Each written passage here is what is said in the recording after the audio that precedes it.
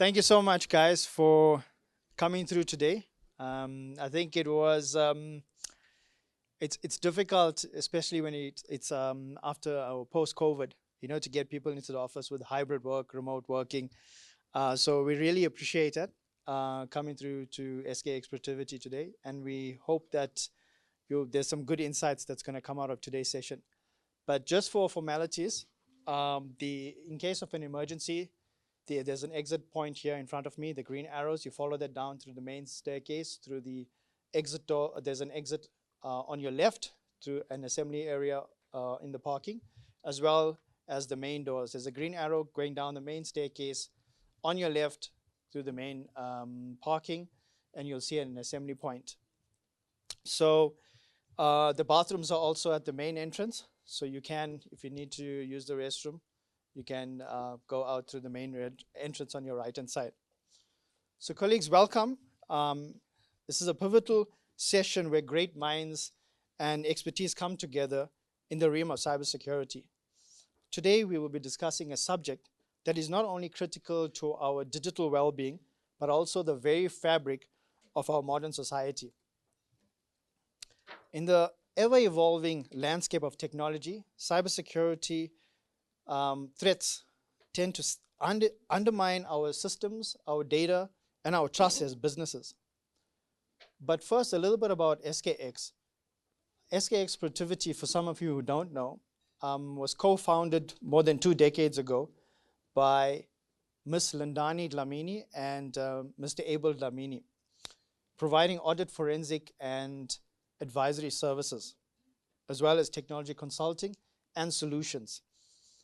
In 2018, we signed up as a member firm for Protiviti International, which is another international consulting firm, to expand our horizons. So, in this present landscape, we live in an era where our reality is actually intertwined in the digital domain. The transformation brought about by artificial intelligence, which we all know, or we call it AI, and the emerging technologies has been nothing short but revolutionary. So listen to this. With great power comes great vulnerability. With great power comes great vulnerability. Cyber criminals are exploiting these advancements, targeting our critical infrastructure, and threatening our very integrity of our businesses and processes. We have recently seen, and some of us have experienced, such critical losses and the significant efforts that are required to recover from them. So what is the call to action?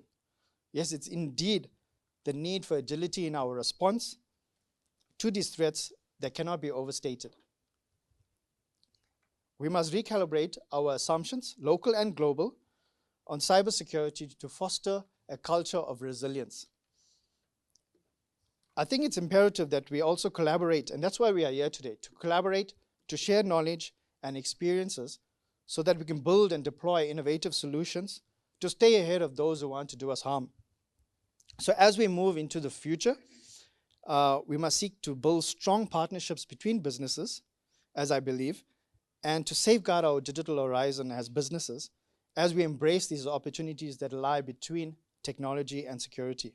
At the end of the day, we cannot do this alone or in isolation, so we have to work together to create better outcomes for our businesses. So I'm sure you all remember the saying, we are stronger together. That's why collaboration is actually very critical in this current landscape. And just another thing I wanted to mention is that we as organizations, and it goes for individuals as well, we as organizations, we can choose to learn in a state of pain or suffering, and we've seen this with a lot of organizations, or we can choose to learn to change in the realm of collaboration and inspiration. So think about that carefully. So today I urge each one of you to carry forward the insights and the strategies that's going to be discussed here today to navigate these complexities of our cyber world and emerge stronger and more prepared together. So my name is actually Pooven Naidoo. I'm actually responsible for the ICT department here in SkX Protiviti SA. And I'm actually going to hand over to our panel and to Drystan, who would follow through with the next part of the session. Thanks.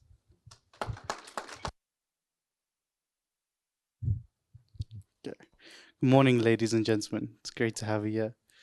So, like I said, we have a brilliant, or like Pooven brilliantly introduced, we have a brilliant panel of speakers here, cross-industry experts, excellent in everything that they do. It's really exciting to have you with us. My name is Drystan Govender. I'm a cybersecurity expert with a strong track record in technical training, consulting, and sales. I have a deep knowledge of vulnerability management, enterprise security, planning, AI and machine learning, and IBM technical expertise combined with hands-on experience. And it, as you can obviously see, that was written for me.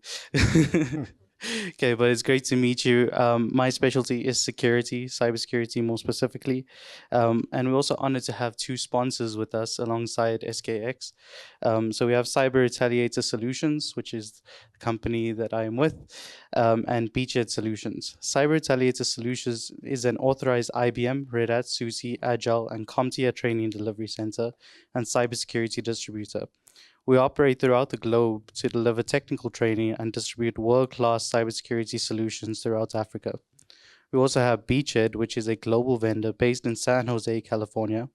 And Beachhead provides the best-in-class platform to enforce encryption, to enforce data encryption, accomplish effective cybersecurity compliance, and manage security across all business user devices through unified, intuitive, and cloud-based console.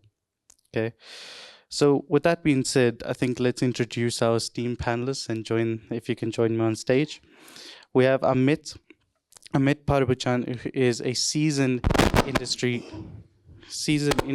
industry leader with extensive experience in IT and the cybersecurity space.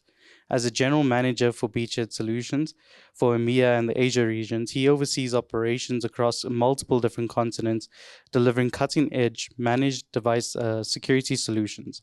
Amit's passion for service excellence and his commitment to supporting the channel makes him a respected figure in the industry. It's great to have you, Amit. We then have Isaac Terume. He acts as Associate Director for Tech Assurance, Data and Digital at SkX and is a data-driven leader with a proven track record in digital transformation. His experience and expertise in advanced analytics and technology assurance has been instrumental in helping organizations unlock the value in their data. Isaac's ability to translate complex data into actionable insights is crucial in today's data-driven world. Isaac, if you wouldn't mind joining us. Fantastic.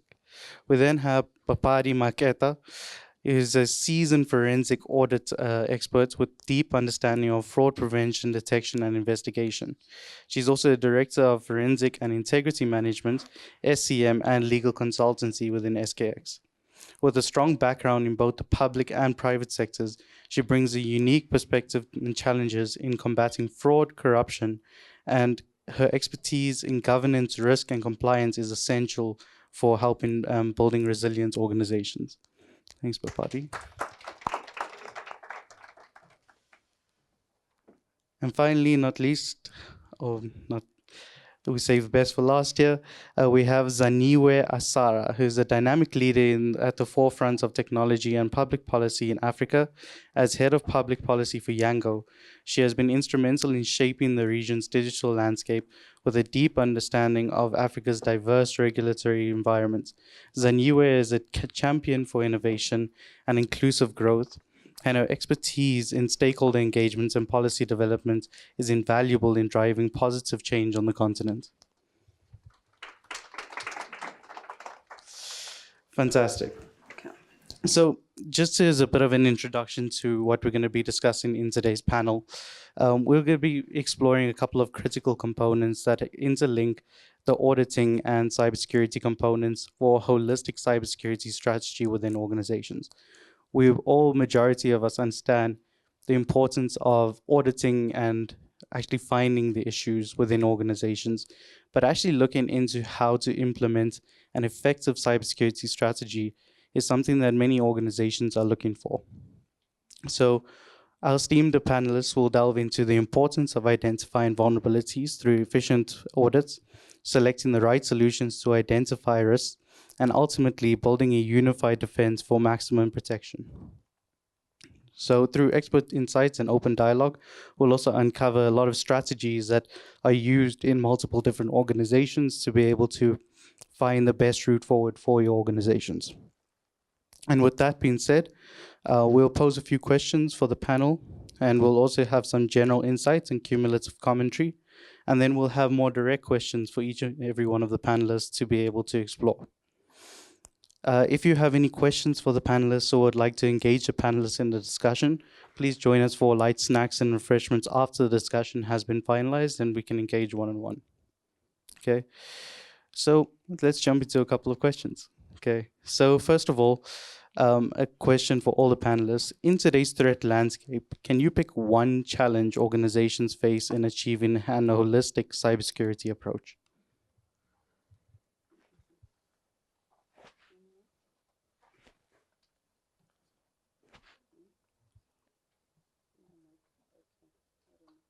Is it on?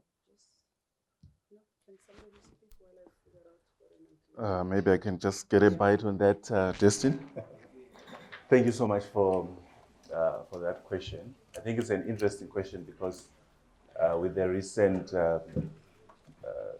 security incidents that has been happening across the globe, one can think of several sort of challenges that organizations face in terms of just implementing a holistic approach in terms of your cybersecurity, one being obviously lack of expertise.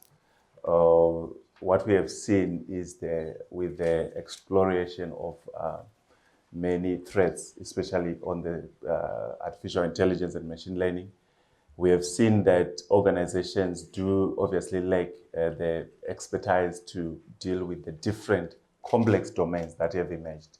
So I would say maybe one of the key areas that organizations have struggled with is the lack of expertise. And in addition to that, I think one would also just look at the complexity of systems. So on top of the legacy systems that most organizations have, especially in the financial sector and in the telecoms, new systems have been implemented now. And there's always obviously an issue around integration of those systems. So one of those, I think one of the key areas that organizations have struggled with, amongst other things, is those complexities as well as integration on top of now having someone who is an expert to be able to look at all those and sort of integrate in terms of your cybersecurity or defense offering. Okay. Am I audible now? Yeah. Okay, thank you so much. I think to add on to what Isaac has just spoken around is that the silo mentality as well, in terms of how the different expertise actually collaborate and work together in terms of managing, detecting, and being proactive in their approach on dealing with cybersecurity. And I think also the advancement of technology, it's rapidly growing, machine learning and many others that are actually rapidly growing, to an extent whereby it grows more rapidly than is in an organization, as an example, in terms of how employees can even grasp some of the technologies that are being deployed. So and also identifying the weakest link in an organization. And in my experience, as somebody that deals mainly with fraud, the main weakest link. It's always the employee, as opposed to your cyber attackers, so to speak. So I think being able to have an integrated approach and being able to put together multidisciplinary teams that are able to work proactively on a daily basis and actually be able to identify the key vulnerabilities that an organization is facing on a daily basis. That's one of the key things that we have found, specifically when we are dealing with cyber fraud. That happens quite a lot these days in many organizations. So just to share with the team, that's basically in the main some of the things we have actually identified. I'll weigh in there, but Drystan, Papadi made an interesting point about silos. And through our engagements, that's probably one of the biggest challenges. Holistic cybersecurity is a combination and culmination of different aspects within business, within audit, within forensics, etc. But one of the big issues we actually see as a challenge for many organizations is executive impetus. And when I talk about that, I really mean executive level training. Often what we'd find is, there'd be audits, there'd be findings, there'd be recommendations, and they're driven in different silos. And one does need to tie in the whole governance, risk, and compliance portfolio at a board level or at an executive level. And sometimes we feel, it's really a shared opinion, but we feel that there's not a strong enough appreciation by the exec that effectively has a strong appreciation for both the risk and the impacts. And without that kind of training being done at that level, you get a kind of weakened pull through in terms of as that funnels down the organization, when it comes to user awareness training, when it comes to the technical tools that one implements, etc. So I guess my closing point or takeaway on the challenge is to make sure that this is an executive responsibility, and you don't shift that to being, we so easily do it, and it's kind of second nature that we do it because we're the tech guys and we're the tooling guys and the solution guys, and we move that to IT. And GRC is a board level, executive level responsibility, not an IT responsibility. They form part of it, but be careful within your organizations that you don't shift that responsibility to IT. It must remain at the exec level, and when you get that buy-in, you find that the projects and the tooling and the solutioning budget, etc., gets a lot more attention, and you require that in order to have a successful cybersecurity strategy or holistic strategy within the business. Am I audible? Yes, fantastic. It's 100% aligned with my panelists. What I would add to that, I think the last speaker just sort of put the pathway paving for me to add on. When we look at the regulation or sort of legislations that have been adopted at national level, stemming from the Malabo Conventions or just sort of the basis of cybersecurity and data protection regulation across the board, you see exactly that. You see that responsibility being shifted to the executives, to the business owners, to the responsible party. But I think the biggest gap that I identified there is the incentive to actually get these individuals to do so. So it's not necessarily that it doesn't exist, but it's the incentive typically lies in financial loss or reputational risk and harm. But I think over the years we've seen that people don't really care. After a year, people forget about Expedia. After a couple of years, people forget about crazy data breaches, and then it's business as usual. So I would see the gap as follows. One, having something, a mechanism that would be, I suppose, regional, continental, that would speak to this enforcement. Speaking to whether that is having these executives or having these business owners at the end of the year being audited in their individual capacity as key players, and creating that trickling down of information and responsibility and sort of modeling what the right cyber safe or cyber secure behavior should look like from the top down. So that's what I would see as sort of like the key factor here. But I absolutely agree. Literacy, training, awareness, 100%. Something that we always overlook. When we speak about cybersecurity, a lot of times we look at digital, we look at the cyberspace, but we always forget the human factor. That a lot of the times it's the employees, a lot of the times it's the modeling, it's the behavior, it's what's been sort of socialized within organizations, and you get a slap on the wrist, and then life moves on, and that's what actually needs to change. No, 100% fully agreed with that, and I think that's some excellent insights into that. So maybe just moving on to our next question, it's directed towards Papadi. Given your background in forensic investigations, how can digital forensics be used to supplement a cybersecurity audit? Just maybe before delving into the question, that one of the key things that South Africa has managed to, be at the forefront of, it's actually putting in place necessary legislation that is meant to, ensure that there is enforcement on the part of the organization that actually deal, as an example, your POPI, that's what it's deeming to deal with in terms of your personal information and others. Your Cybersecurity Act is actually meant to deal with that as well. And I think the enforcement aspect is what it's lacking in the main. And also stemming from the fact that, our justice system is generally very slow in terms of, being able to enforce certain legislation, to actually have punitive measures wherein necessary, so that it actually acts as some level of, ensuring that at least at the minimum, one is able to implement the legislative requirements that exist in that environment. So having said that, in terms of digital forensic, it's part and parcel of the tools and methodologies that we actually utilize as part and parcel of our investigation approach, specifically in terms of preserving evidence, actually, and also being able to obtain evidence, that's first, and be able to obtain that evidence legally, and being able to preserve that evidence that we've actually obtained for us to be able to prove whatever case or investigation that we are actually dealing with.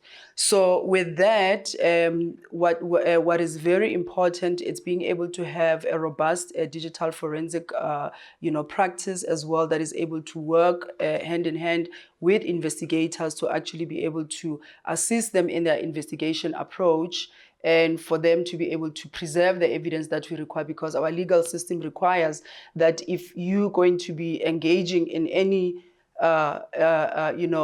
disciplinary process, as an example, beyond balance of probabilities, that's easier.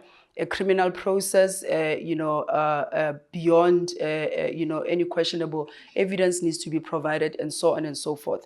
So that requirement in its own then is determined based on the Criminal Procedure Act, which requires one to actually adhere to the legal prescripts that exist for you to obtain evidence, preserve evidence, and eventually, present your evidence in court. So digital forensic becomes very, very important in that regard. And working hand in hand with cybersecurity specialists becomes very important as well. As I indicated earlier on, that, the silo mentality, in terms of if you go to any organization, there's the ICT team and there's the forensic team. So there isn't that collaborative effort in actually dealing with whatever cyber frauds that an organization can actually face. If I take case in point, just as an example, I think it's last year or so, when TransUnion actually experienced a cyber fraud and a cyber attack, and it took them 4 months to actually realize that actually they've actually shared information externally, and this information is your personal information, company's information, and so forth. So from a forensic person, if at that time when this incident is actually being discovered, we are not brought on board to actually, be able to deal with that particular matter immediately. By the time it's 4 months, that information is lost, the information is corrupted, and so on and so forth. So that collaborative effort is actually very important if one is to tackle, the issues of cyber fraud in any organization. Yeah, thanks for that, Papadi. I think that's 100%. I think you touched on a few key points there. But I think that also brings in a question for Zaniwe. How is the evolving regulatory landscape in Africa impacting the adoption of cybersecurity solutions and practices? Okay, great. So I'm not quite sure if everyone is aware of this, but if you look at the basis of most of our acts, the Malabo Convention, we needed 15 countries to ratify this at a domestic level. And this happened last year, I think in June. Mauritania was the last signatory, meaning that as we look at Africa from a landmass perspective, we now have cybersecurity and data protection as a requirement, right? It's not just a nice to have, it's not something we're working towards, it's something that's actually applicable. So for all the business people, SkX and everybody that's looking to expand their frontiers into, I guess, frontier Africa, the time is now, right? The time is now because it is a requirement. It is something that will be spreading quite rapidly across all countries. Now, with this being said, I think it speaks volumes to regional or sort of domestication of cybersecurity and data protection practices within organizations, especially data-intensive organizations. And this also speaks to the need of that shift. So we've had conversations about, when you look at solutions, it's a very much copy and paste approach from Euro-America into Africa. But now Africa is actually speaking. They've got a seat at the table when it comes to these practices.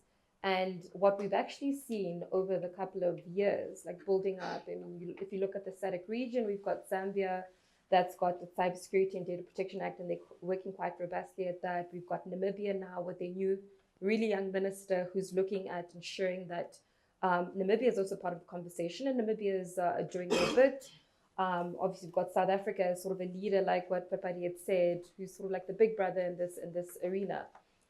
We're seeing that shift in not just talking about it, not being elusive about it, but embedding it from, I suppose, administrative, governmental, technocrat level, and them having the ability to actually ask, companies, what are you doing? How are you doing it? Whether that's, leading up to private-public partnerships or actual compliance and requesting for companies to be compliant, we're seeing this wave.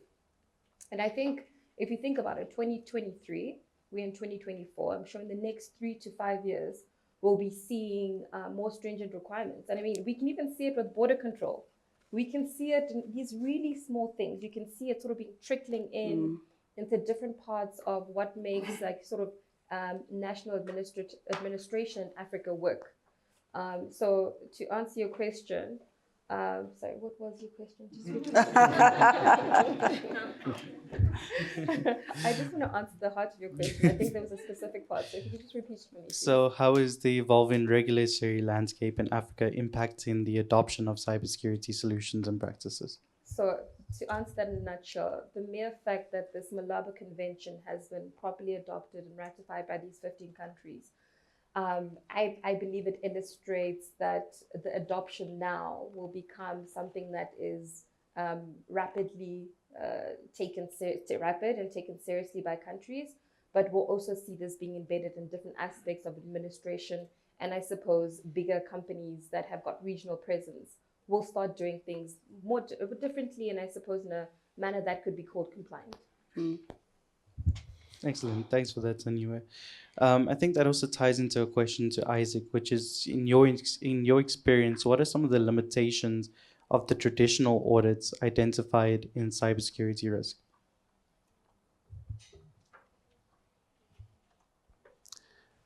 Once again, Justin, I think it's a brilliant question. So maybe let's just take a step back a bit in terms of just understanding what all these sort of legislation and regulations are trying to address, right? So when we talk of information security, we normally talk of the 3 pillars, your CIA, that is confidentiality, integrity, and availability of your information assets. And we are saying that cybersecurity is trying to sort of protect that.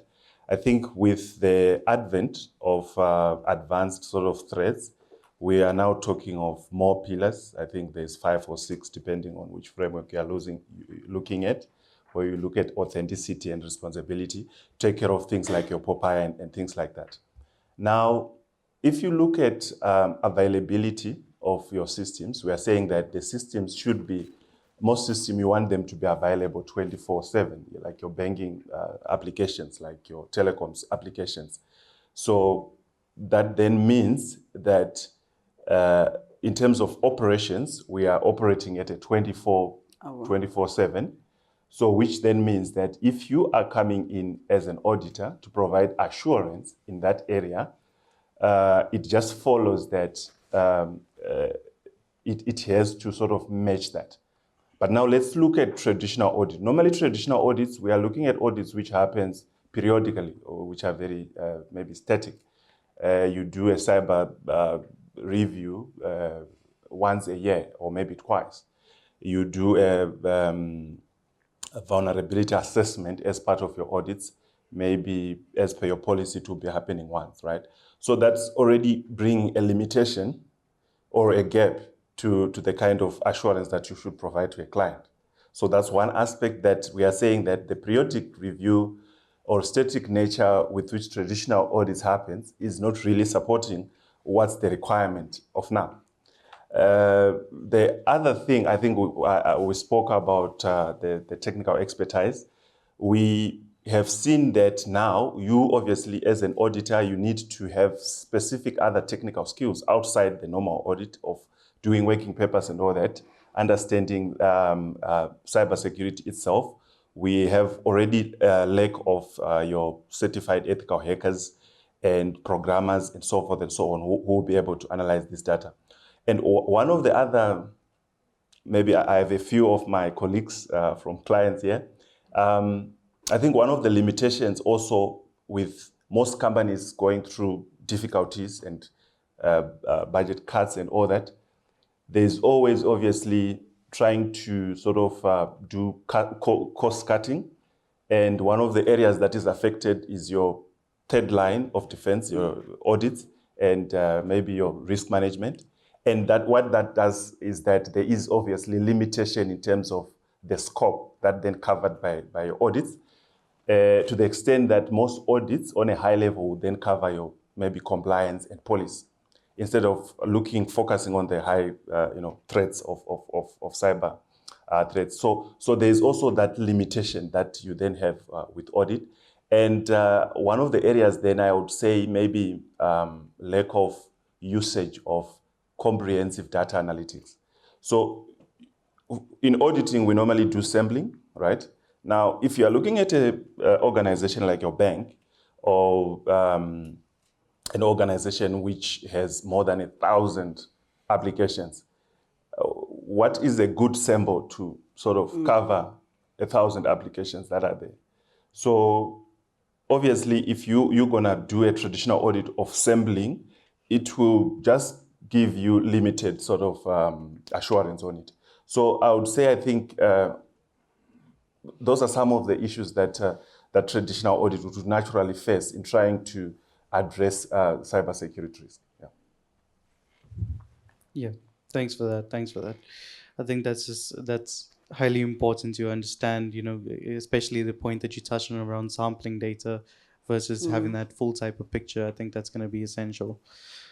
So a question for Amit, with a focus on managed device security, how can the solutions complement the findings of a security audit? That's a very interesting question, Drystan. And I tell you why. We throw this buzzword, cybersecurity. It's a big word. It means a lot of things to different people. And it is big. If you look at an average technology stack for a largest organization, the cybersecurity framework and the cybersecurity tooling sometimes is in excess of 100 tools and 100 processes and procedures, etc. But I'd like to bring it home. And I always like to personalize conversations. And we tend to forget about these devices and that device lying there. And the endpoint plays such a critical role. And we've seen this now more and more with the onset of COVID, where people decentralized in terms of their consumption of data and the consumption of resources, no matter where they are in the world. Okay, I represent EMEA and Asia. I'm based in Johannesburg, South Africa, travel all over the world, but the reality is the organization doesn't really care. And that's the new nature of doing business. That's the new nature of employment. The reality of what we see, and it complements what Isaac was saying there, we focus on all these big stuff and pen testing and technical things on the back end. But quite often, we get pulled in at the kind of tail end of an audit finding or something. And I think no matter the brand or size of organization that we see in South Africa, and you'll be startled to even discover, even some of the big, large organizations we would think will have all those checkboxes and tick boxes. I can confess and say that on average, between 53 to as high as 57% of where we get pulled in of the endpoints are A, not adequately protected, and B, pose a significant risk in terms of either data access or system access. And that lonely endpoint, whether it's a mobile device, a little laptop or an iPad or something, has got a massive impact. And so one has to bolster that security, put in really robust controls. It's no more good enough to just have antivirus and data backups, etc. on these things. You have to elevate that level of security, and you have to take those quick wins to look at other methods that you're probably not implementing or deploying today. And the audit findings show that. You need to be encrypting these devices. They need to have a proper security lock. So if it's lost or stolen, nobody can get onto my banking app just here, or my Microsoft 365 that gives them access to my organizational resources, etc. So you have to elevate that security. So the layers of protection is very, very important. I think just a point I'd like to make is that the technical measures are just as important as the procedural measures or organizational measures. So don't forget about the basics, the fundamental stuff, encrypting these things, protecting it against brute force attack, network-borne attack, where somebody's trying to remotely access your system, because ultimately what they're wanting to do is to gain access to company resources or funds or whatever else, and different types of exploitations. So I'd like to kind of bring it home to say, yeah, there's big pie in the stuff, a pie in the sky type stuff. One has to do that, and audits and sophisticated tooling will do that. But don't forget about the fundamentals. That front line is so vulnerable, and it's so important to ensure that it's properly protected these days. Probably more important because in excess of 90% of the breaches that we've uncovered actually came from the endpoint. Either they phished the user through some phishing email or WhatsApp, and they managed to get into a system, or they've basically harvested login details or credentials that gave them access to a backend server or database that then effectively gave them access to data that they siphoned off. And, lo and behold, you hear about ransomware and all these kind of things. So I think that's a point I'd like to try to make here, that we can talk about big stuff, but don't forget your fundamental layers. A lot of people fail at that. Like I said, in excess of 50%. And I think Papadi will also find that in the forensics that they conduct, a lot of the infiltration or exploitation happened with very basic stuff. We think about these sophisticated things. Oh, they infiltrated the email on the internet, or they created this kind of exploit. The reality is, thieves are business guys. They look for the weakest point, and they look at the fastest way they can exploit an organization. And you and I are the fastest. Let's be honest. I'll close there. Yeah, thanks for that, Amit. I think that's key, right? Maybe just a question to bring it together from the panel. How can integrating audits and security solutions create a more proactive and effective cyber defense strategy?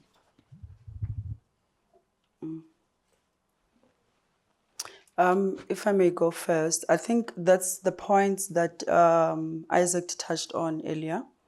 In terms of, the old audit method, if I can call it that, which is much more reactive in nature, and the sampling approach that actually, it's basically the landscape for internal audit process and so forth.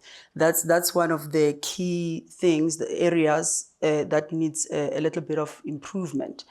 And if I can take it home from the forensic perspective, I think earlier on when I mentioned that multidisciplinary teams are very important, it stems from the fact that from a forensic perspective, as an example, we don't do sampling. we have to look at the entire data universe, because for us to be able to prove any criminality, it cannot be based only on a selection of certain information with the exclusion of the other. So that approach in itself, it actually will be able to assist in improving how audits are actually executed. And, just to give an example on exactly the point that you've just mentioned on the fundamentals, I think that's the key things.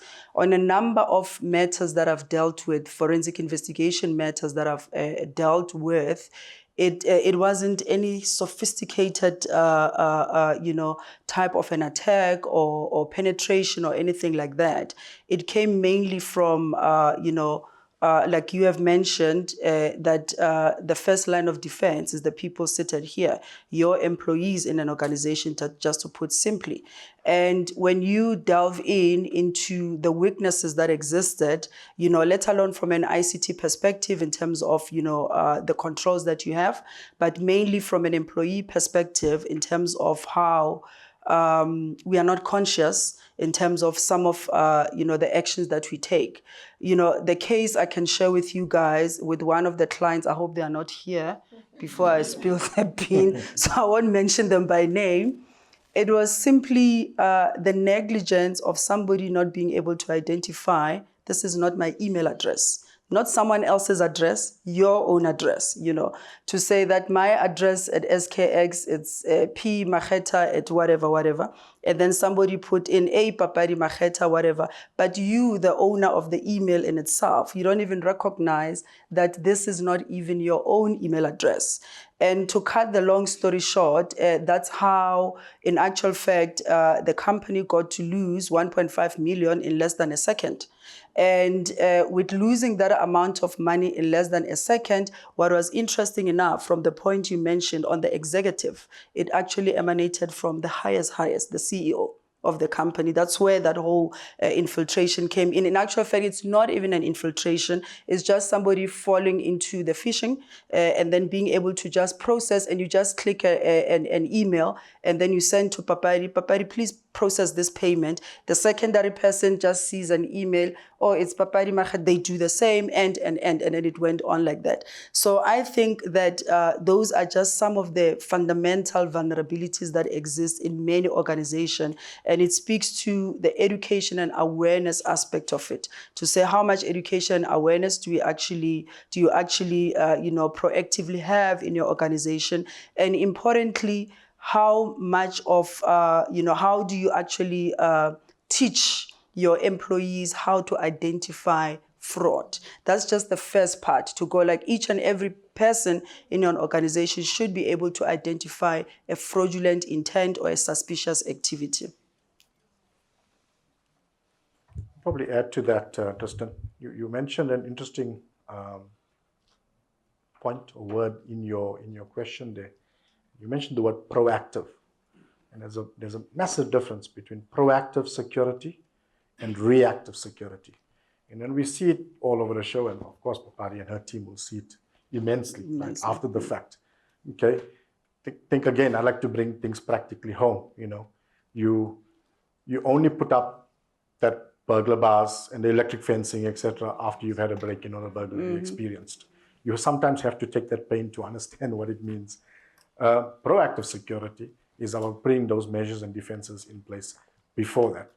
So when an audit finding shows that you have lax security measures when it comes to USB protection, for instance, one of the departments was exploited.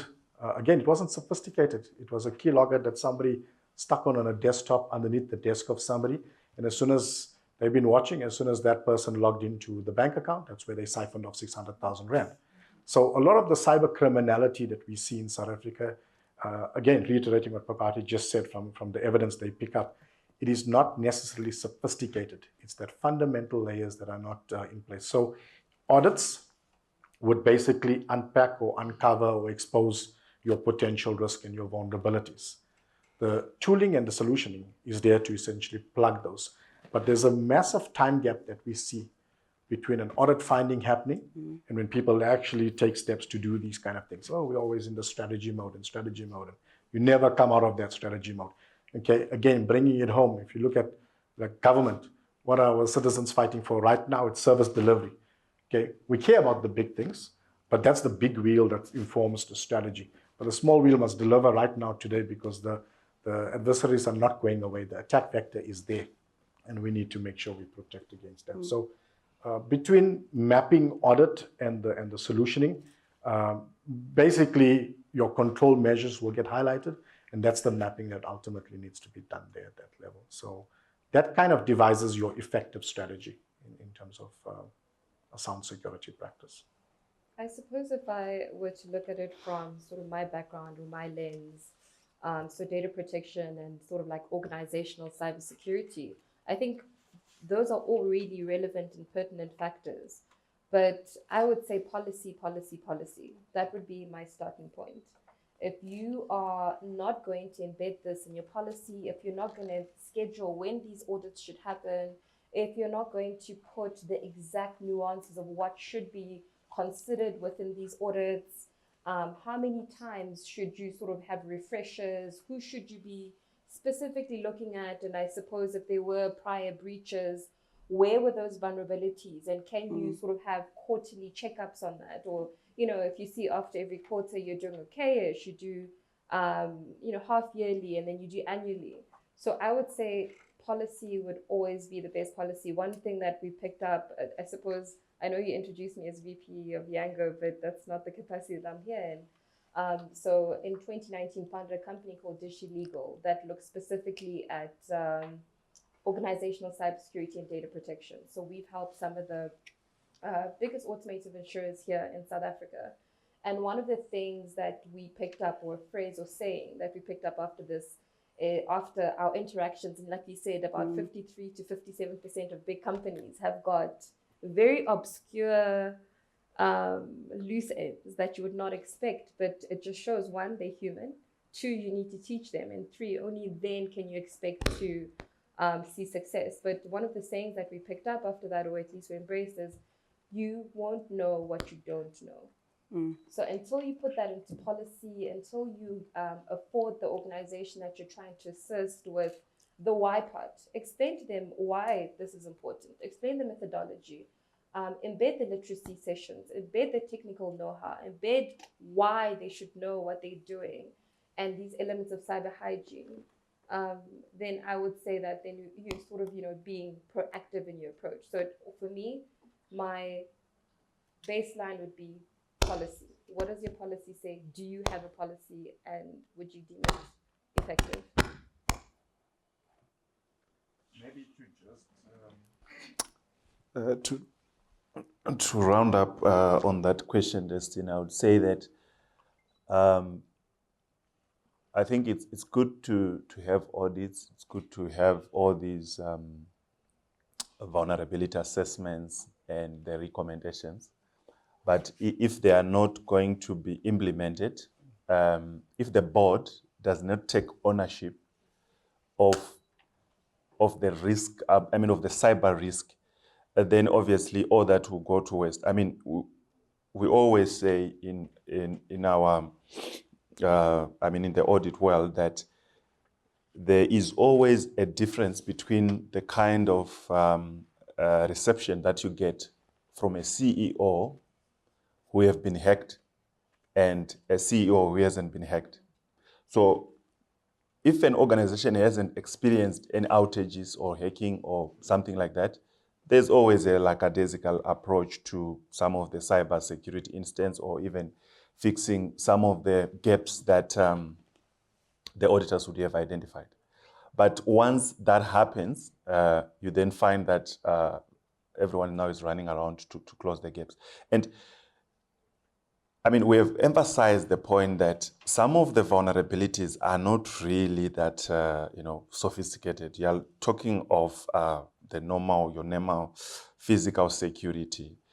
How easy is it for someone to just walk into this building from the gate and come in here and plug their device onto one of the network points and then start, getting access to your environment? Simple thing like access management and change request.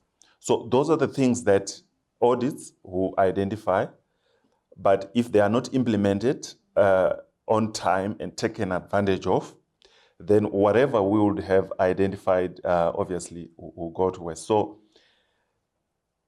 there is, I think we just need to have a total rethink on how audits, I wouldn't call them audit findings, because obviously the moment you say they are audit findings, you're gonna have to fight with management because they will reject the findings. Because sometimes those are linked to some incentives and things like that. But there's a need to maybe train and have, so that management have a different sort of acceptance and understanding that when you are coming into their environment to do this, you are trying to assist them to close those gaps. And so that obviously your information assets are protected, and also in terms of what we talked about previously about your CIA and all that is taken care of. So I think this matter should not be an audit matter. It should not even be the third level. It should be a board matter. It is a board matter.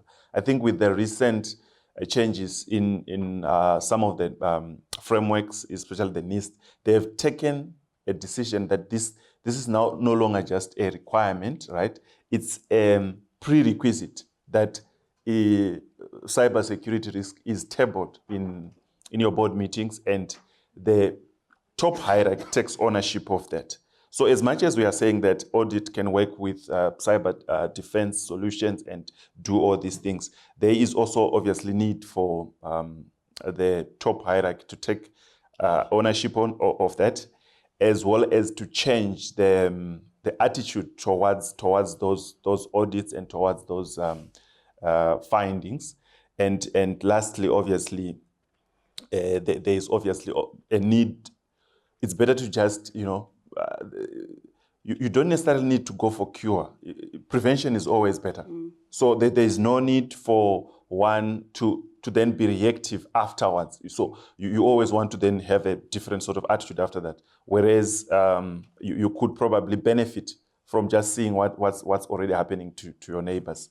So yeah, I think in closing, I would just say that there is needed of a total shift. There is need of training, even of those board executive levels, and there is need for a just change of attitude towards cybersecurity.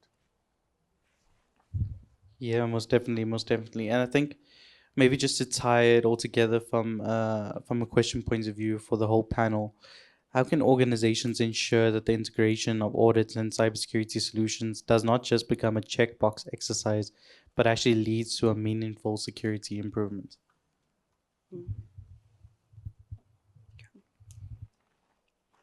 Gonna go. Can you repeat that again, please? Okay.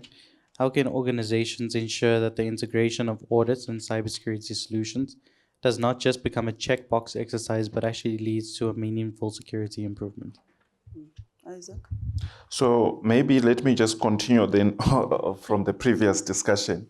So as far as we are saying that we need there to be impactful, obviously, solutions, that it's not just a checkbox exercise. One of the things that we are able to do is to actually demonstrate the value, or rather quantify the vulnerabilities themselves, right? So obviously, when we come into an organization and look at your infrastructure and do a normal policy compliance sort of review, well, we can identify gaps in the policies and see that some of the procedures, SOPs, are not now aligned to the new policies. But the proof is in the pudding, isn't it? Once we have gone into a deeper level of identifying the actual threats that are there and sort of carry out penetration testing to to actually use the pods that are available to then infiltrate your environment, then you'll be able to see the actual value, or the organizations will be able to see the actual value. So what I'm saying is that it can no longer just be a tick box exercise, right? It has to be something that is actually tangible. So from just an implementation point of view, we talk of using maybe advanced methods, not necessarily advanced method, but we have to take care of maybe the emerging technologies like your artificial intelligence and machine learning.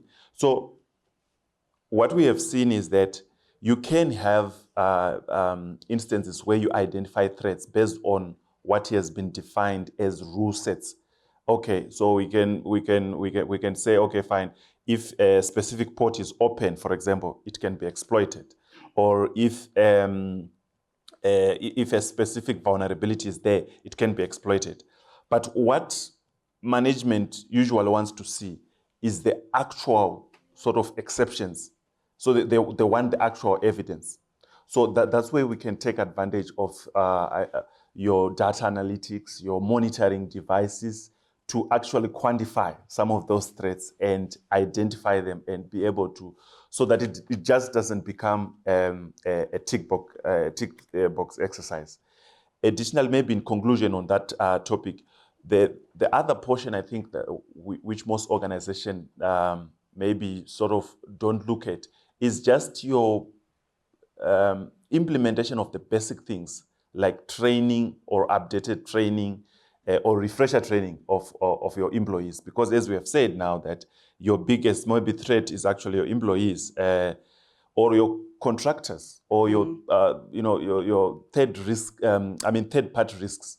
So all those will then come as an exposure to the organization. And once we have a tick box exercise on this, you might not necessarily be able to arrest the situation. Yeah. I would like to add in there. So I definitely have the same line of thinking. But when I look at the core of human beings and being exceptional and doing things, human beings are creatures that act based on incentive. That's something we can never run away from. A lot of us are here because at the end of the month we're getting a salary. A lot of us do things. Do you want me to use this? Okay. All right. That's fine. So human beings, people are incentive-driven creatures. And how do we see this working? I mean, if I just put it at a very basic level, you do this, you will get this. So show me how you show up for cybersecurity reasons in our company. You know, if it means gamifying and embedding spoofing attacks every month or two, if you pass the test and you can identify that it's a potential spoofing or phishing attack, you get incentivized. I mean, if it means that you give people vouchers or you give whatever, you know, you wanted to listen, you wanted to hear it. Yeah, can you hear that, SkX? But it's really true, because like what Isaac said, if you have to put on a graph for what it is that you lose for not embedding this kind of awareness and not making people sort of play their part, play their role, because we know that vulnerability it's a human factor issue. And if you look at what you would be losing investing in that, and you look at what you'd potentially be losing and most likely will lose when you have an actual breach, something that is, you know, sorry to say this, when shit hits the fan, you won't know what to do. You won't even know how to contain it in some instances. If you balance those two things out, it's worth that investment, you know, to gamify, to invest in the individual, to ensure that they know that when I do the right thing in my personal capacity, I am gaining outside of the organization itself. And I know it's a small thing, but we've seen this in organizations, and we've seen how this actually injects that aspect of just doing the right thing, because it's not just, obviously it's for your ethos, your community, your company, but it's for me, the individual. So yeah, I would say an incentive-driven approach. Thanks for that. And just like that, we've been through an hour, but really appreciate it. I think we covered on a lot of topics here, and this is obviously something that we can speak about in quite a bit of depth. like we said, one-on-one engagements we're going to be hanging around for a bit to discuss a bit further. But one of the key takeaways that I think that we need to look at is implementation. I think a lot of the time we tend to plan, and we plan to implement, and we plan and plan and plan, and we don't actually get to the implementation. Or we look at the audits and we plan to interpret the audits, but you don't implement any of the actual things that will improve on the audits for the next time, right? I think that's going to be a key aspect. Okay, but really appreciate the insights of our panelists today. I think it is excellent in engagement. There will also be a survey, so if you enjoyed the formats of this type of event, we're very interested in understanding your feedback. If it is too short, I feel like it's too short. It's an hour. Wow. But most definitely, and if you're looking for something of a similar nature, very happy to get your feedback on the survey that will be coming. We also look forward to working with you on expanding on these discussions that we had today. And there will be some refreshments, some snacks that you can join us for. And then the panelists will be here. There will also be the team CRS members, which you'll see featured as well. SkX members around the room. Engage them, ask them exactly what we're trying to do in terms of the implementation of your cybersecurity practices alongside the audits. And I think that's going to be a key aspect. So really appreciate it. Thank you for joining us, and we look forward to engaging you all in discussions.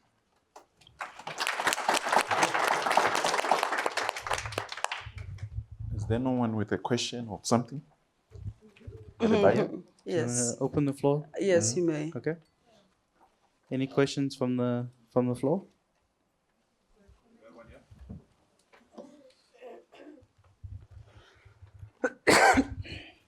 Sure, thanks. I'm Cuthbert Karasa. I'm a senior auditor, a senior manager here at SkX. But I think from the discussion and the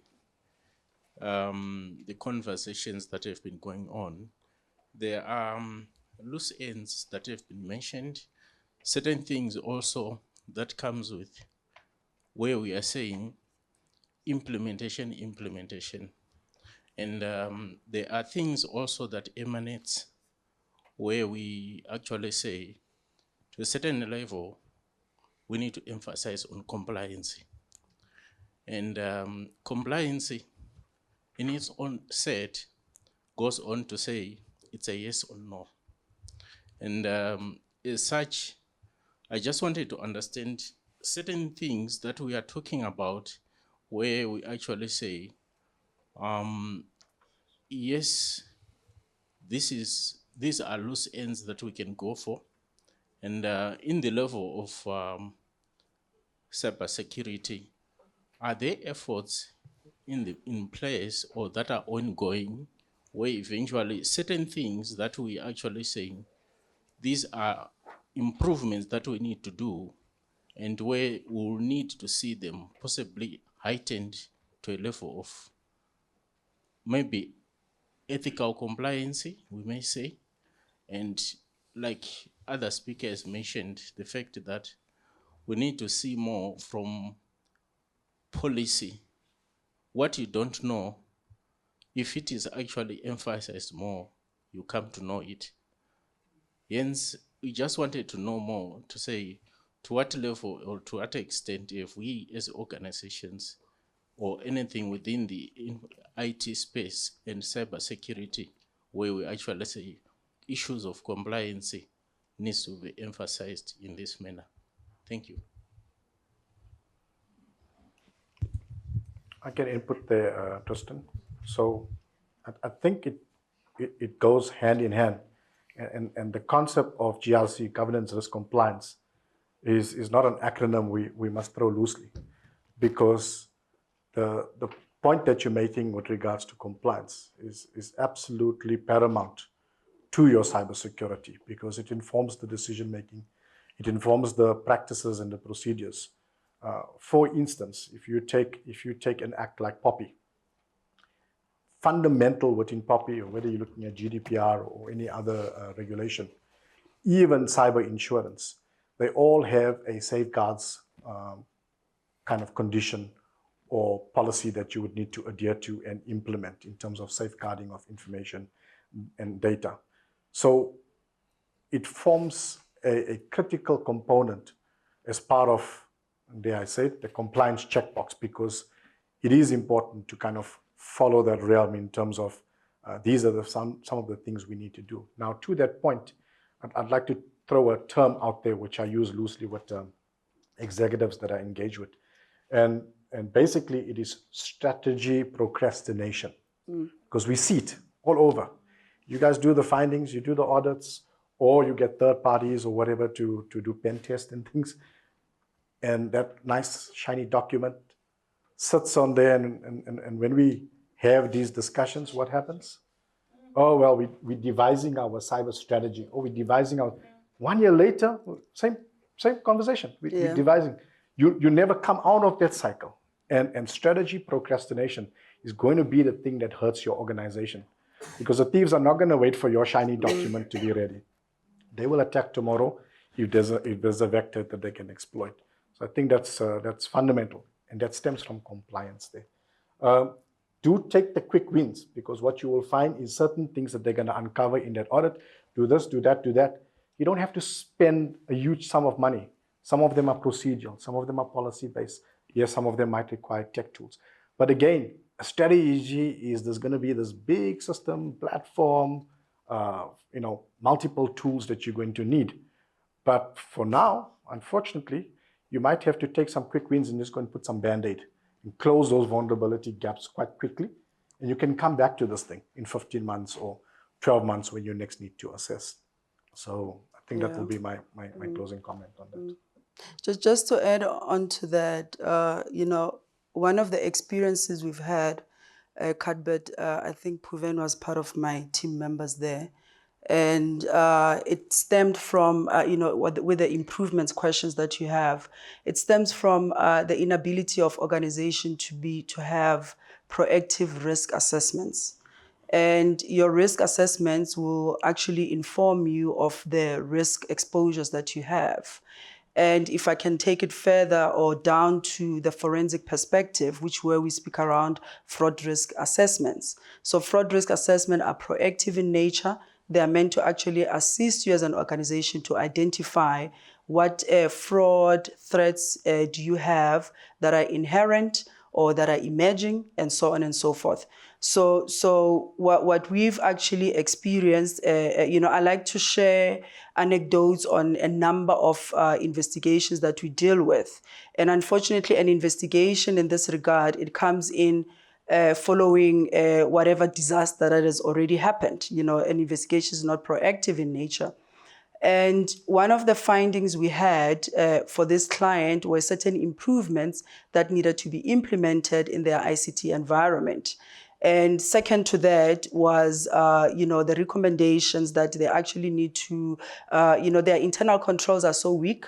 They actually need to, undertake a proactive fraud risk assessment, which is at real time, and in all of those areas that we've identified for them to say that these are the vulnerable areas that you have in your organization.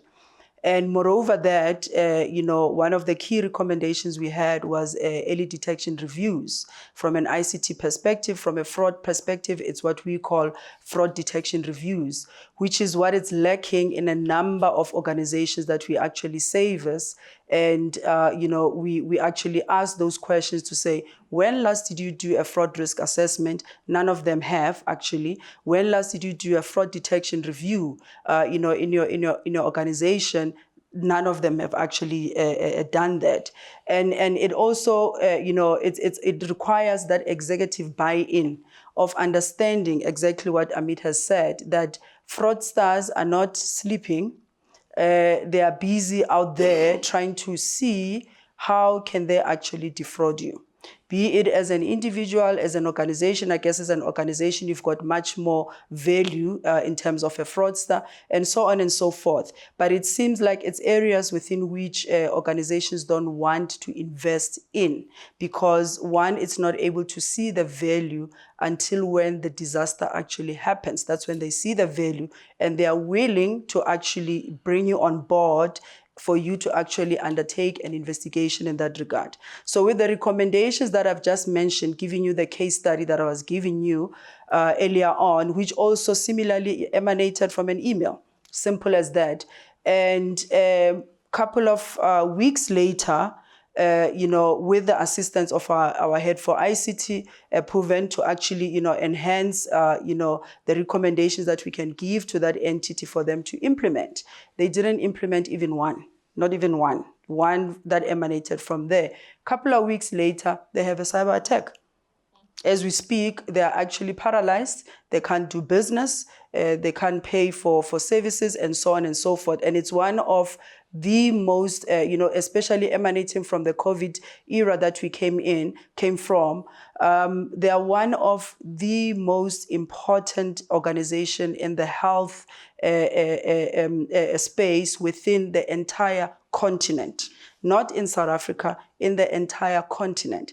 So you can imagine whereby your data has actually, been infiltrated, and you are not able to operate as an organization, and so on and so forth. So those are some of the, the weaknesses that exist from an executive decision to be able to see and appreciate, audit findings, just as an example, but also to appreciate the recommendations that once put forward when we actually deal with fraud and corruption, and also want to invest in the proactive side of, prevention and detection aspect and risk management, in your entire organization. And with just those, just minimum, controls or minimum, efforts that one can put, you can be able to prevent a disaster in essence.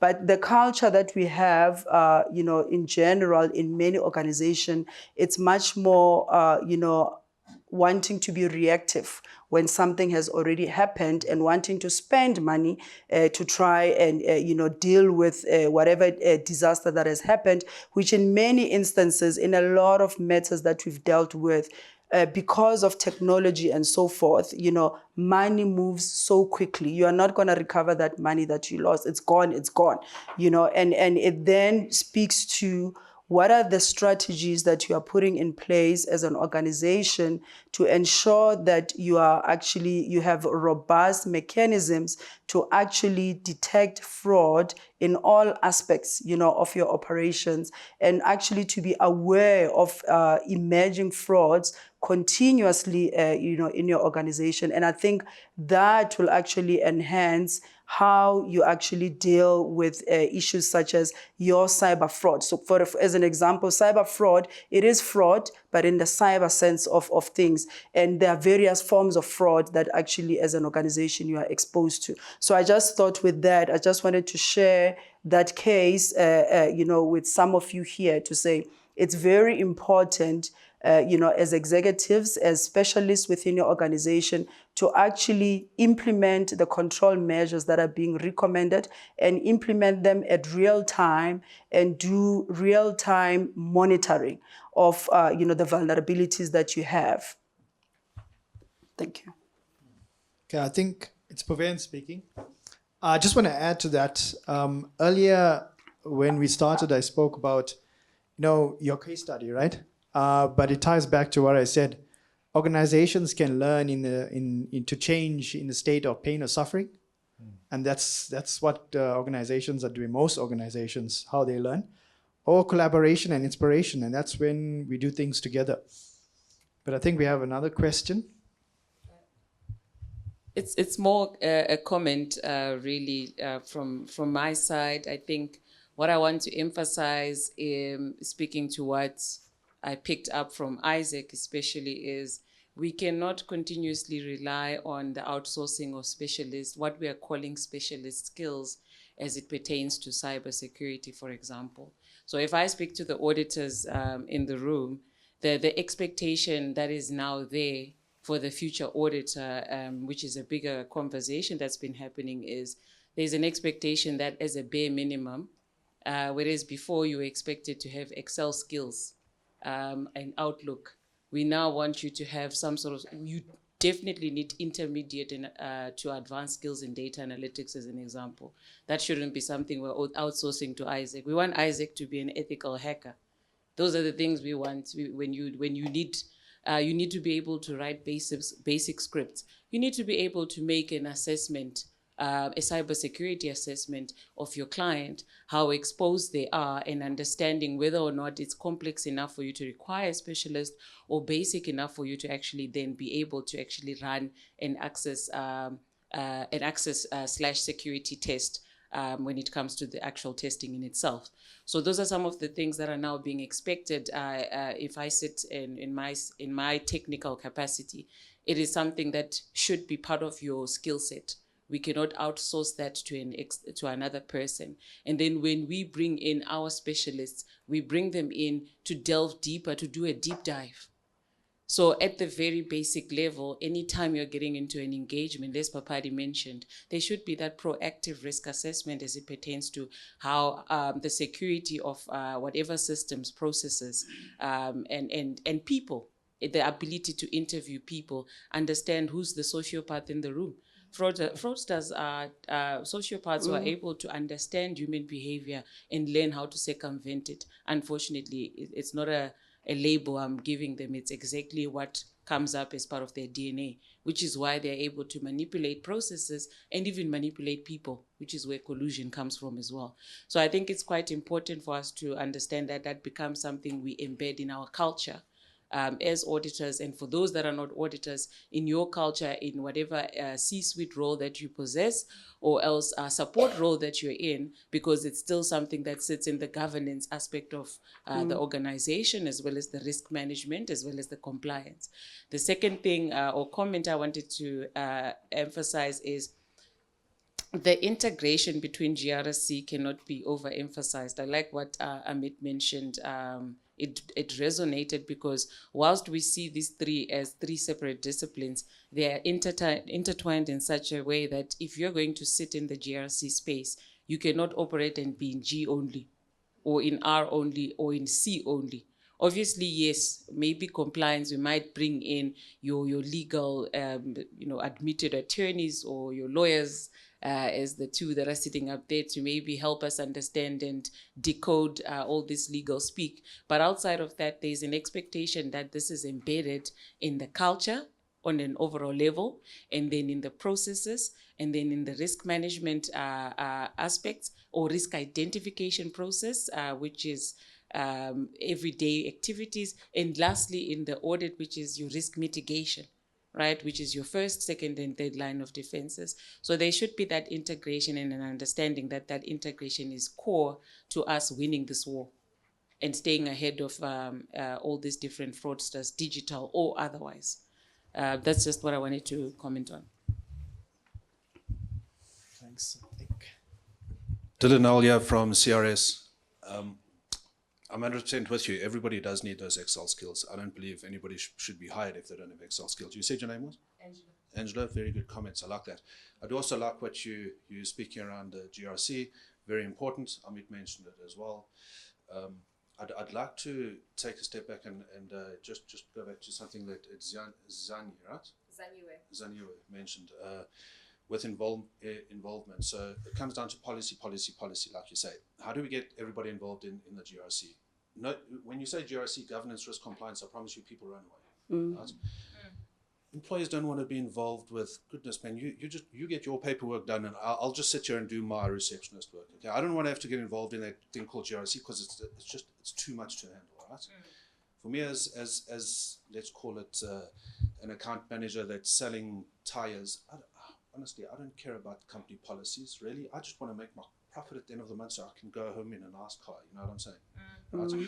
So how do you get everybody involved? It goes back to what you say, policy, right? But still then, it's in the policy, so what? How are you going to drive it down onto people, right? How are you going to make Amit Amit follows through with everything, by the way, but let's say he didn't. How are you going to make him follow through with everything that needs to be followed through? It comes down to gamification. Yes, that does work. Yes. But still, is everybody incentivized? What is the incentive? Okay, the incentive for the company is to get everybody to do their part, playing their part in making sure that the company abides by certain rules. Yes. What is the prize at the end of the day? 500 Rand voucher. Yeah. Caesar. Lunch with the a lunch with the CEO, maybe. I don't know. It comes down to the company. But again, even then, how do you track who is following through with what they're supposed to be following through with, right? So it comes down to, again, gamification. I've mentioned it, so did you. Who wins the games of all the cyber awareness that you're doing? Does everybody get involved? First-hand experience, I promise you hardly anybody gets involved. Unless there's a monster prize at the end of the month, okay? So companies need to think of breaking it down and making it more interesting than just gamification. And although gamification is probably the best, second best, third best way to go, there are other things that can be done. Like every company should be sending out their phishing emails or awareness or their phishing simulations once a month, once every 6 weeks, whatever the case is.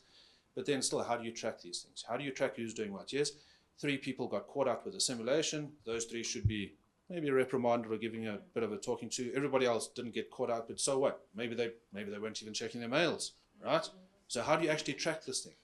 Well, why not do something like whoever goes back to the network administrator and says, I found a phishing email first, well, that guy gets lunch with Amit or the CEO, yeah? So there are different ways of thinking of things. And us as, let's call them senior management, needs to drill that sort of process down into people and give them these incentives. Yeah?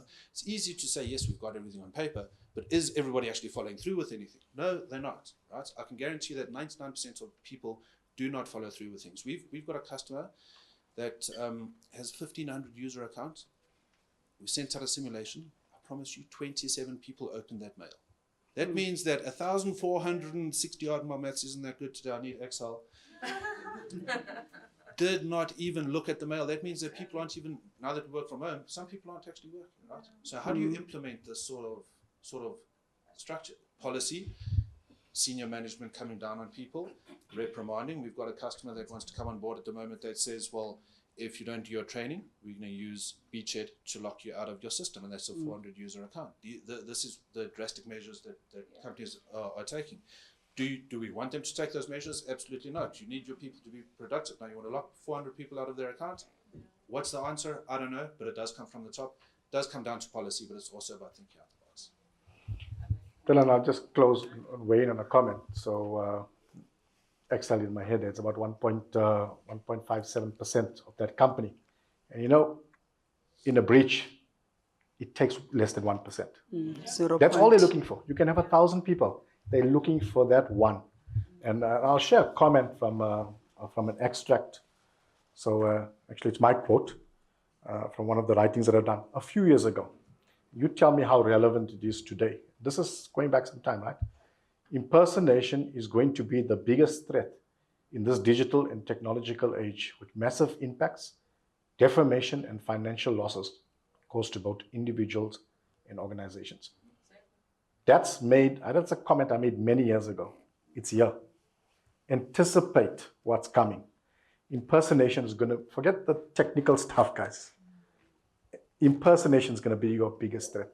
Mail spoofing, display name spoofing, organizational name spoofing, saying that I'm from SkX and send you an email. That is massive. That's the simple stuff they're looking for. So yeah, go and do all the big technical things. I can promise you, and this is what they're uncovering. It's not even there. Deepfakes. Right? Yeah. Deepfakes. Deepfakes. I don't know if you can hear me. I don't know if this is working. Am I fine? We can. One of what you're saying is very interesting. One of the things where I saw a big spark, thank you so much, a massive spark of interest was when we went to I won't mention the name. It was I suppose in COVID we went to one of the departments, ministries in South Africa, Actually, I've seen this across the board, but the first one where we saw this was Ministry of South Africa. It was a three-day training that we did on organizational cybersecurity and data protection. But we spent half a day dealing with the individuals. So teaching them about deepfakes and teaching them about, like really random things like their passwords and WhatsApp, two-factor authentication, like really basic things that you would think everybody's doing, but they're not. We literally had a 30-minute session where we had one-on-ones with people like, okay, can I show you my WhatsApp and can you please do this? And making people understand what's actually happening and what could happen to you, the individual, and I think that's where it comes from, right? When I said people are incentivized creatures, what is it going to do for me? The moment they can put that association between themselves and an organization, the spoofing attack and their company spoofing attack, what it means for their personal bank account and what it could mean for the company's one, you embed that knowledge. Look, I'm a mom, I've got a 5-year-old, and there are times where this girl of mine is sick and she's not going to drink that medication. Yeah, and we've got this saying in English that you can take a horse to water, but you can't make it drink. And I think that alludes to what you're saying. But this is Africa. In Africa, when your horse is not drinking, you better make that horse drink. And if I think about my daughter, for instance, if she doesn't want to drink something, if it means I put a bit of grape juice or I put a fizz at the end, and I'm sure psychologists will have a mouthful to say about this, but my kid needs to take that medication. And I think at the top of an organization, when you're leading and you have to ensure that these breaches are mitigated, you do what it takes. And obviously, you don't want to, create psychological damage for your workforce or anything crazy like that. But within the bounds of what is normal, what is productive, what is good at the end of the day, I would say do what it takes. And if that means that you teach people what that means for them as an individual and maybe spend an extra half day on a consultant, do it. That's what my advice would be there. Yeah, great point there. We sell tools to protect these devices, and you made a very valid point. It may be a company device, it may be a personal device. The user doesn't care. Who cares if they get my SkX email and things? But the minute I attack this and I show them in under 20 seconds how I can get to their bank account and I can wipe all that money. Their pictures. Ooh. Oh, they're pictures. The special ones in the locked folder. Talking about that kind of stuff. Isaac made a point about understanding value. Sorry, we're procrastinating about this, but it's valuable. Because how do you sell up? You got to sell bottom line value to your execs when you're motivating these things. What does that mean? That means how do you take security and show them how the business can spin that into something that's really tangible benefit in terms of either acquiring more customers because we are more secure, or our supply chain will deal with us because we have these practices. I don't know if you're familiar with Ashley Madison. Yeah, anybody familiar with Ashley Madison? Was one of the biggest adult dating websites. Okay, and if you look at their history, when they were at their peak of growth, they were acquiring millions of users literally per week. How did they do that? Okay, it was their negligence ultimately that brought them down because they got hacked, but they sold everybody on the fact of security and privacy. If you register on here, nobody's going to know you're having an affair and all these kind of things. And it was that point that sold that business, that acquired millions and millions of people to register. And so that's how they've taken a concept of security and sold it on business bottom line.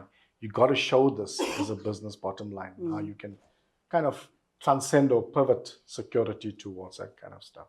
So I think we've taken enough of your time. I'll hand back to the moderator to close. Thank you. Well, thank you. Are there any more questions? I think we're done. Oh, okay.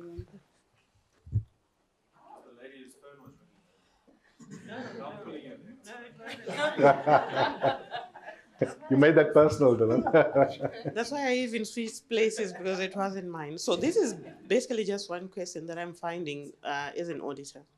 When we go in on the IT space, we speak to some of these companies or organizations are pretty small. They still have maybe 1 or 2 persons, or they still have their IT being managed by supply chain. but they still use the IT systems. They actually have an iPad, they also have a laptop that they're using, and their systems are on the cloud. However, when we speak about cybersecurity, some of them come from a finance background, so their main focus is to make money.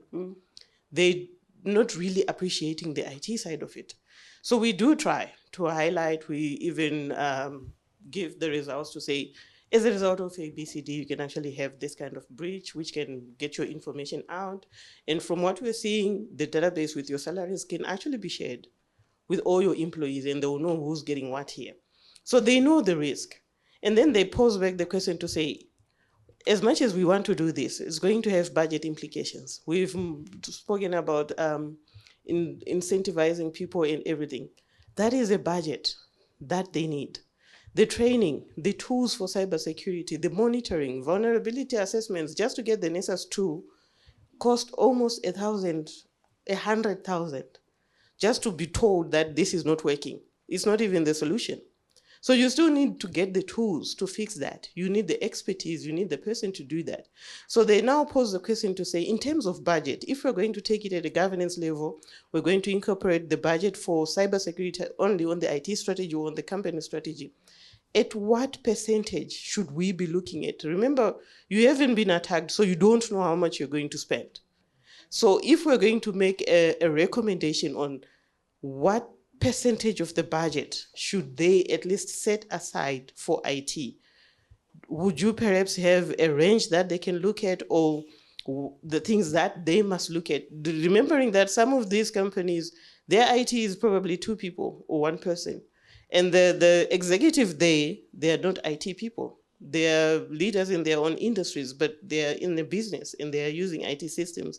So it's something that has come up often, and we try from an operations perspective or from a strategy to say, you need to have it budgeted for, but at what level, what percentage would they say as a company, maybe to be on the safe side, they need to put about 15% or maybe 20% of their budget just to look out for cybersecurity?